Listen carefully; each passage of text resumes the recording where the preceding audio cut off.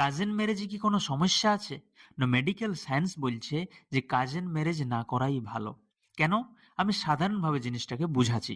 যে একটা বাচ্চার মধ্যে মা এবং বাবা দুজনেরই জিন আছে বা দুজনেরই ডিএনএ আছে। এরপর মা বাবা দুজনের মধ্যে যদি কোনো জেনেটিক সমস্যা থাকে, মানে ধরছি উহাদের জিনের মধ্যে ক্যান্সারের সেল আছে, তাহলে ছেলেটার ক্যান্সার হওয়ার সম্ভাবনাটা বিশাল বেড়ে যাবে। এরপর ওই দুজনের মধ্যে যদি একজনের ক্যান্সারের সেল আছে একজনের নাই, তবে কিন্তু বাচ্চাটার ক্যান্সার হওয়ার সম্ভাবনাটা বিশাল কমে যাবে। আর যদি দুজনের মধ্যে একজনের কোনো ক্যান্সারের সেল না থাকে জিনে, তখন তার কোনো সমস্যাই নেই।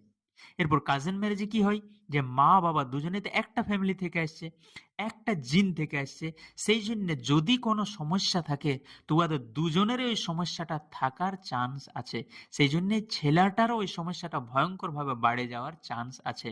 সেই জন্য মেডিকেল সায়েন্স বলছে যে কাজিন ম্যারেজ না করাই ভালো।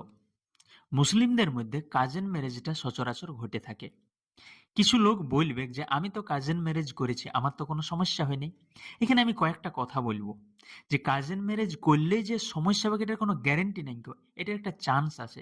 যদি উহাদের জিনের মধ্যে বা উহাদের কোনো জেনেটিক সমস্যা থাকে, তাহলেই উহাদের বাচ্চাটার মধ্যে ওই সমস্যাটা হবে।